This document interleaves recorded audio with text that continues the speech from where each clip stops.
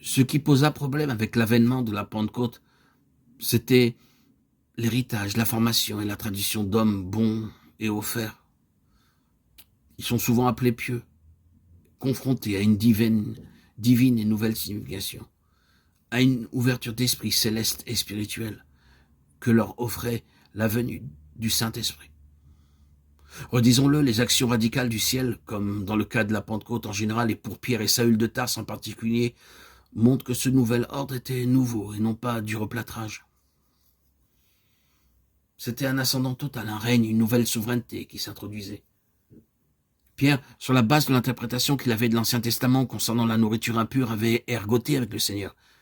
Mais l'apostolat de Pierre et son utilité étaient dépendants de sa soumission à ce que le Seigneur voulait lui faire connaître de meilleur.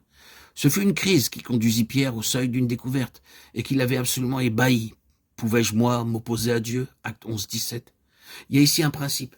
Voulons-nous discuter continuellement et être réduits à plus ou moins de puissance et de plénitude spirituelle, ou voulons-nous ce que Dieu veut? L'homme naturel psychique est formellement incorrigible en ce qui concerne la cristallisation, le besoin de fixer, de légaliser, d'établir les règles pour parvenir à des conclusions. Il doit sans cesse systématiser les choses et conclure, bien qu'il ne soit pas en mesure de connaître tout ce que cela signifie. Il chantera avec enthousiasme, comme étant au commencement.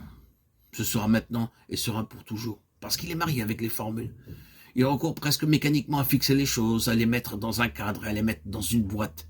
Le Saint-Esprit peut n'avoir jamais fait ceci ou cela, mais les hommes en ont copié les caractéristiques, compilé un manuel, fait un mode d'emploi et ont cherché à l'imposer au nom du Saint-Esprit, et l'Église l'a établi comme une règle absolue. Le principe du commencement montre que le Saint-Esprit n'a rien à voir avec tout cela. Il exige l'absolue liberté d'action et de méthode, et cela ne doit jamais lui être contesté. Le christianisme n'était pas au commencement ce que nous voyons actuellement, mais en le considérant uniquement du point de vue historique et du christianisme organisé, il est quasiment impossible de s'en rendre compte. De plus, le christianisme n'était pas un nouvel enseignement. Il n'y a rien dans le récit qui permette de bâtir une théorie ou d'affirmer que les apôtres propageaient l'enseignement de Jésus comme un système stéréotypé.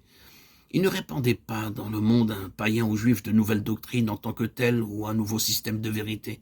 Les explications qui devenaient l'enseignement ou la doctrine de l'Église étaient réservées pour ceux qui avaient répondu par la foi à la déclaration de certains faits fondamentaux relatifs à la personne de Jésus-Christ. Et ceux-ci étaient peu nombreux. Ils avaient plutôt consolidé et nourri leur témoignage pour lui à partir des Écritures existantes. Une fois encore, le christianisme n'était pas pensé à l'origine comme un nouveau mouvement religieux. Aucun plan de campagne n'était dressé. Il n'y avait aucune politique d'ensemble. L'organisation était presque inexistante. Les formes d'organisation avaient plutôt été établies par la force des choses à cause de l'embarrassante vitalité de la vie spirituelle. Il n'existait pas de stratégie de campagne. Établir, former, lancer ou amener à l'existence ou fonder une nouvelle société, secte ou communauté n'était pas dans leur esprit. Les personnes de l'extérieur mettaient des étiquettes sur eux, peut-être à cause du caractère spirituel distinctif de ces croyants. Mais eux n'arboraient jamais un titre particulier pour se démarquer. La caractéristique réellement distinctive n'était pas le nom d'un mouvement, mais la présence d'un mystère pour le monde extérieur. Toute tentative pour les distinguer par une étiquette en tant que chrétiens, voie, secte, se soldait par un échec. Il n'existe pas de formule pour expliquer la vie, qu'elle soit naturelle ou divine. Et s'il y en avait, ce serait comme si on essayait de mettre l'océan Pacifique dans une seule bouteille. Il arriverait la pire des choses à la bouteille, comme Jésus y fait allusion en parlant du vin nouveau et des vieilles outres de vin.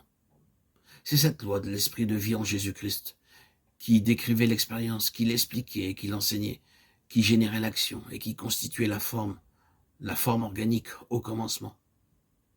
Enfin, nous voyons aussi ce facteur essentiel qui dominait au commencement. C'est la souveraine et absolue liberté, le gouvernement, le contrôle et la direction de l'Esprit du Christ intronisé dans le ciel. Cela impliquait une transcendante maîtrise à l'égard de toutes les prétentions de l'homme naturel. C'est précédé par une crise, mais suivi d'un progrès. Comme nous l'avons dit implicitement, cela avait un effet à la fois en rapport avec le monde et avec le développement de l'Église.